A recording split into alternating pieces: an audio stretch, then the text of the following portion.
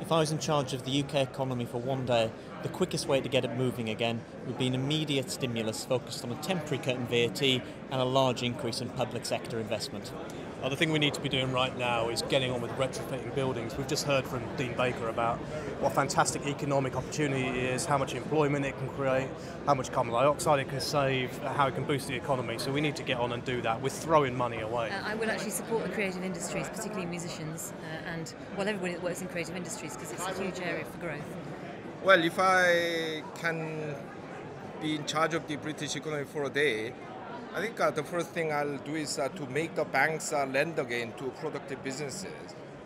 It could be through better regulation, could be through using government-owned banks like RBS to lend to businesses, or to set up a national investment bank. But banks first have to lend to productive businesses. Construction and infrastructure. It's not as though the roads, the rail network, the bridges and tunnels are so pristine and shining, glorious that they don't need work and there aren't jobs to be done there. So that would be a good medium to long-term boost to employment and demand in the economy. A huge boost for public investment for a very, very immediate short-term productive gain. My second one would be a more progressive, fairer taxation system to kind of boost the earnings of lower and middle income workers and restrain the income inequality in the country, which will benefit the whole country and the society. Reverse the public sector cuts. We don't believe that cutting the public sector is going to rescue the British economy. We think it's an ideological attack on the public sector workers and the services that they provide under the guise of the current economic crisis. The second thing I'll do is to commission a major report on the state of the British manufacturing industry. You know, in this country, people don't quite realize how far behind they have fallen.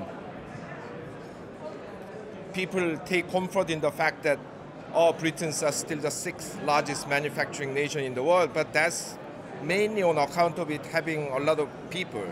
On per capita basis, it's something like the 20th in the world, after even Luxembourg and Iceland.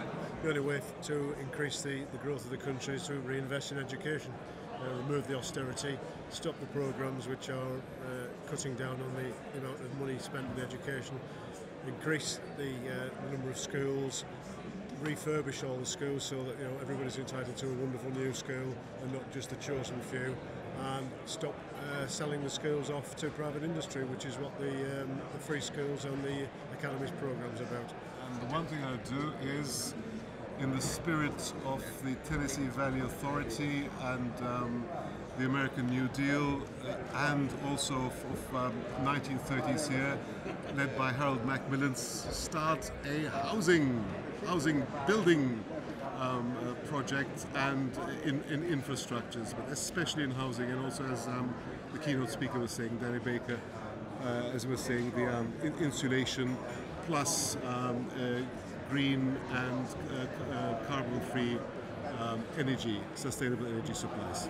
I would permit asylum seekers to work, because if you've got enough resourcefulness to find your way to Britain, then you've certainly got enough resourcefulness to work, and at the moment you're not allowed to do that for years on end. So I would also reduce the persecution of people who claim benefits, the so-called benefit cheats, because actually if you do cheat 10 quid, it's probably spent in the local economy, and that helps the local shops. It's a completely disproportionate allocation of resources.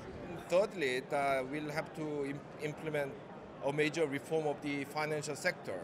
So ban all the complex financial instruments whose safety cannot be vouched. Introduce the new governance system in the corporate sector so that corporate managers could manage with a longer-term point of view, and restrain the excessive pay in the financial sector, not simply because it increases inequality, but at the moment, the people in the financial sector are rewarded for doing things that are wrong for the rest of the economy.